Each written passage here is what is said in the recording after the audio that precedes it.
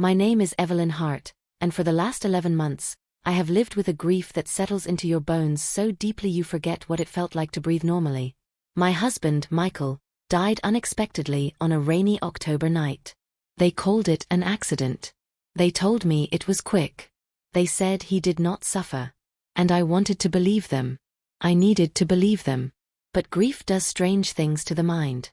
It makes you replay moments, search for signs, wonder if there was anything you overlooked. For months, I couldn't touch his belongings. His shirts still carried his scent. His boots still sat by the door. But the one thing I couldn't bear to even look at was his old film camera. He took it everywhere. On hikes, to family gatherings, even on quiet morning walks. He said photographs were the only proof that a moment ever lived. That camera had been sitting untouched on a shelf in our bedroom since the day he died. Until last week. When I finally picked it up, my hands shaking, I noticed something I had missed before. There was still a roll of film inside. I do not know how long I stood frozen, staring at that small piece of plastic and memory. But I knew immediately that whatever was on it, they were the last moments he ever captured. So I took it to a small photography shop downtown. The kind with creaky wooden floors, the smell of chemicals, and a soft bell that rings when you walk in. I thought it would bring closure. I thought it would bring comfort. But instead, the man who developed the film looked at the photos, went pale, locked the door, pulled the blinds and whispered, "Go somewhere safe. Right now." And that is where my story begins. Michael and I were married for 14 years. He was quiet, observant, the kind of man who saw beauty in small things, shadows on a wall, a bird on a wire, the way sunlight hit my face in the mornings. He worked as an environmental researcher, often hiking into remote areas for his field studies. Nothing dangerous. Or so I thought. He was careful. He was methodical. He always came home safe. Until he didn't. They found his car on a cliffside road, engine off, hazard lights on, door open. They said the rain made the trail slippery. They said he must have slipped, fallen, and I could never finish that sentence in my mind without feeling like something was crawling beneath my skin. Because my husband did not make careless mistakes. Not in his work. Not in his life. Not when he knew I was waiting for him. But I forced myself to accept the official explanation. And life went on. Or at least, it pretended to. It was a Tuesday morning when I finally decided to handle his things. People talk about moving on, but grief is not linear. Some days you feel strong. Other days folding a shirt can break you. I opened the drawer where he kept his camera. The leather strap was worn from years of use. The lens cap had a scratch from a trip we took to Mount Rainier. I lifted it, and a shiver went through me. That camera had seen the world through his eyes. Without thinking, I pressed the small latch that opened the film compartment, and that was when I saw it. A full roll. Unprozessiert. I whispered into the empty room. Michael, what did you take pictures of? A foolish question. Or maybe not. Because now I believe he was trying to tell me something. Trying to leave me something. Something important. The shop was run by an older man named Richard Hale. Kind eyes, steady hands, the patience of someone who had spent 40 years working in quiet rooms with fragile images. I told him my husband had passed and this was his final roll of film. He nodded respectfully and told me he would take good care of it. 20 minutes later, the bell above the shop door rang as the last customer left.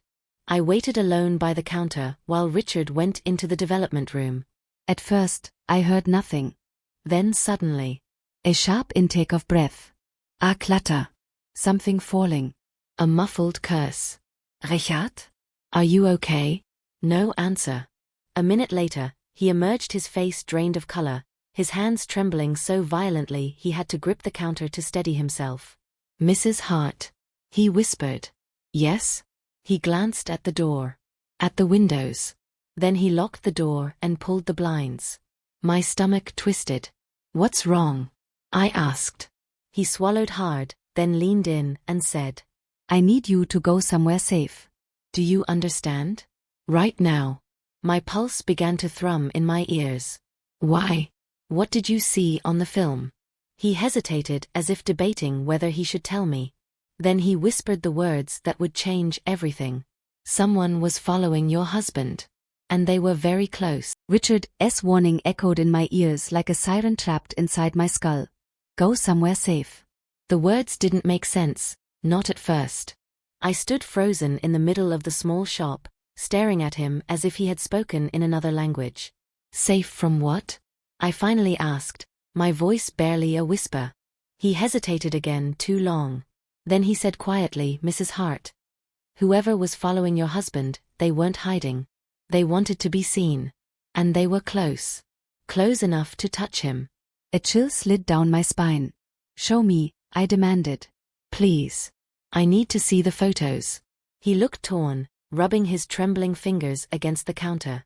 I shouldn't. I really shouldn't. You won't be able to unsee them. Richard, I said, my voice firmer, that was my husband. Whatever he captured, I deserve to know. At last, he nodded reluctantly and led me into the development room. The sharp chemical smell filled the air as he lifted a still wet strip of negatives from the drying rack. These are raw, he whispered. I haven't cleaned or scanned them yet. But you'll understand why I wanted you to leave. He placed the negatives on the light table. The first image was harmless. A landscape photo, trees, a trail, the soft glow of late afternoon sun. It looked like one of his usual hiking shots. The next image, more trees, but the framing was tighter, as if he sensed movement and shifted focus. The third image made my breath hitch. A silhouette. A figure partially hidden behind a tree trunk. Blurry. Tall. Positioned unervingly still. My heart slammed against my ribs. Do you see that? Richard asked quietly.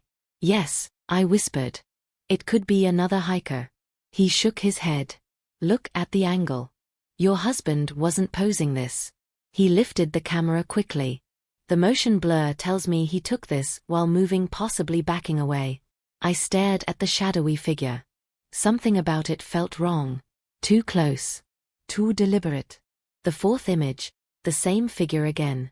But closer. Much closer. My fingers trembled uncontrollably. It looked like they were stepping out from behind the trees, following Michael down the trail. Why didn't he call someone? I whispered to no one in particular. Why didn't he tell me? Richard's voice was barely audible. Maybe he didn't know how much danger he was in yet. We moved to the fifth photo. This one was taken in a hurry, crooked, blurred. But I could still make out a detail that made my stomach sink. Eyes. The figure's eyes were glowing faintly from the reflection of the flash or the sun, two pale circles staring directly into the lens. Directly at my husband. My knees buckled and I grabbed the edge of the table. Oh God. I choked. Who is that? Richard inhaled shakily. Mrs. Hart. There's more. He switched to the sixth photo. This one made my entire body go cold. The figure was only an arm's length away from Michael. The outline of a face, sharp jaw, dark clothing, no expression was visible. But what horrified me wasn't the face. It was the hand. The figure was reaching toward the camera. Reaching toward him. Toward my husband moments before he. I swallowed hard, forcing my mind not to finish the thought. The seventh photo. The last photo. It was smeared, distorted, as if taken while the camera was falling. The world tilted sideways. Branches smeared into streaks. But in the corner, almost out of frame, I saw something unmistakable. A boot. The same kind of boot my husband wore. And shadows, multiple shadows, looming over him. That is why I told you to go somewhere safe, Richard said, stepping back from the table as if the images might reach out and grab him. Your husband wasn't alone. Someone was following him. And they were close when he disappeared. I could not breathe. The room felt too small. My skin felt too tight. Richard, I whispered shakily, what do I do? He pressed a trembling hand to his forehead. Listen to me. Whoever followed your husband might not know these photos exist. But if they do, if they were watching him, then you need to protect yourself. You need to go home, pack a bag, and stay with someone you trust. But why would anyone want to hurt Michael? I asked, feeling dizzy. He was a researcher. He wasn't involved in anything dangerous. Richard shook his head. I don't know. But I've seen a lot in my line of work. Photographers, journalists, private investigators. When someone shows up repeatedly in photos like this close, it's never a coincidence. My pulse hammered violently. Thoughts flashed through my mind like lightning. Did someone follow him because of his research? Did he uncover something? Did he see something he shouldn't have? I pointed at the shadowy figure in the photo. Do you think this person killed him? Richard looked at me with a mixture of pity and fear. I think your husband knew something was wrong. And I think he tried to warn you the only way he could. The room spun around me. Take the negatives, he said abruptly. I'll make copies, but you need the originals. And please get somewhere safe. I took them, my hands trembling so badly I almost dropped them. Then he added something strange. Something that still haunts me. Your husband wasn't just taking pictures. These were messages. Breadcrumbs. He wanted you to find them.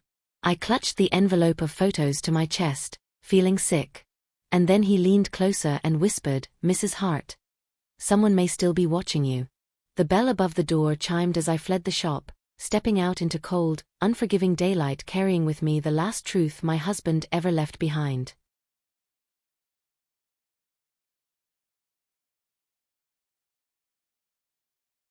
My hands trembled as I unfolded the note, Michael's handwriting jagged and rushed, nothing like his usual neat, steady script.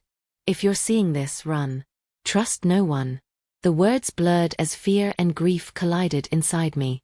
Michael had written this knowing he was in danger. Knowing someone was after him. Knowing he might not come back home. A heavy thud hit the back door of the cabin, jolting me back to the present. The man outside, his voice, his footsteps, his calm menace was circling the cabin again. Testing every point of entry. Mrs. Hart, he called out again, voice low, almost conversational. You only making this harder on yourself. We can settle this if you just open the door. My breath caught sharply. Settle this? Settle what? What could he possibly want? My mind raced, piecing together the fragments.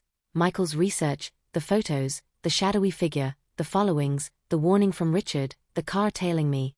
And now this man who somehow knew my name. I looked down at the negatives still clutched in my hand, and suddenly I understood. They weren't following Michael by chance. They were monitoring him. Watching him. And he had caught them in the photos, proof that could expose them. Proof worth killing for. My heart pounded as I backed farther into the cabin. The walls creaked as the man pushed against another doorframe, testing it. I scanned the small room, searching for anything that could help me. The cabin was sparse with stove, old drawers, dusty shelves, a few of Michael's belongings left behind from his last trip. One of them caught my eye. A metal lockbox. I rushed to it, dropped to my knees, and pried it open. Inside were papers, field notes, maps, photographs, and another memory card. My breath hitched. Michael had been documenting something. Tracking something. The last few pages of his notebook contained scribbled entries. They're watching me. Not an accident. If anything happens to me, Evelyn must know. The next line was crossed out violently, as if he never got the chance to finish it. A violent crash echoed against the front wall, making me jump. The man was ramming the door now. The wooden frame groaned under the impact. I scrambled backward, clutching the lockbox to my chest, shaking so hard I could barely think. Evelyn, the man said, voice dropping to a chilling calm. You have something that doesn't belong to you. My voice cracked as I shouted back, it belonged to my husband. Silence. Then he laughed quietly, humorless and cold. Your husband shouldn't have taken those pictures. He wasn't supposed to see what he saw. And you weren't supposed to find any of it. The next blow against the door nearly tore the hinges loose. Panic surged through me as I looked wildly around for an escape. The windows were small but reachable. If I could crawl out, run into the woods, hide long enough to call for help, a louder crack split the air as the top hinge snapped. The door lurched inward. I grabbed the nearest object, a heavy lantern, and positioned myself behind the stove, breath trembling. The final blow knocked the door open. The man stepped inside, tall, dark clothing, face partially hidden exactly like the figure in the photos. "There you are," he said softly, spotting me. "Now, let's make this simple." But before he could take another step, something unexpected happened. Tires crunched on gravel outside. A car door slammed. Footsteps approached rapidly. Evelyn. A voice called. Evelyn, are you in there? "Richard." Relief slammed into me so hard my knees nearly buckled. The man inside tensed and whipped his head toward the open doorway. "You idiot," he hissed under his breath. "You brought someone else into this?" I didn't answer. Because I didn't have to. Richard appeared in the doorway holding a camera. But not just any camera, a digital one, already recording. "If you take one step toward her," Richard warned, "your face will be everywhere by morning. Every news station, every investigator, every police department." The man froze. Slowly, Richard stepped farther inside, keeping the camera trained on him. "I saw the photos," Richard continued. "All of them. If anything happens to her, they'll know exactly who did it." The man's jaw clenched. For the first time, I saw something flicker in his expression, uncertainty. He backed toward the doorway, eyes still locked on me. "This isn't over," he muttered. "It never is." And then he turned and disappeared into the trees, vanishing so quickly it felt unreal. My body collapsed inward as the adrenaline drained from my muscles. Richard rushed to me, helping me up as my legs trembled beneath me. "Are you hurt?" he asked. I shook my head, tears spilling freely now. "Richard." "Thank you." "I don't know what would have happened if I should have come sooner," he interrupted gently. "Your husband trusted you, Evelyn. He wanted you to find the truth." My gaze fell to the note still clutched in my hand. "Run. Trust no one." I exhaled slowly. I think he wanted me to finish what he started. Over the next hour, Richard and I gathered everything from the cabin, every note, every photo, every scrap of information Michael left behind. And as we drove away, leaving the cabin and the broken door behind, I felt something I hadn't felt since the day he died. Purpose. Michael hadn't just left memories. He left a message. A warning. A trail. And now, it was my turn to follow it. Because someone had killed my husband. And they were still out there. But they had made one mistake: they underestimated the woman he loved. And that, dear listeners, is where today's story ends. But Evelyn's journey is far from over. If you want to hear the continuation, if you want to see where the clues lead, what Michael uncovered, and whether Evelyn brings the truth to light, make sure you like this video, subscribe to the channel, and tell me in the comments, what would you do if you found photos that revealed your loved one was being followed? Your engagement helps these stories reach more people, and I promise, the next chapter will take this mystery even deeper. Thank you for listening.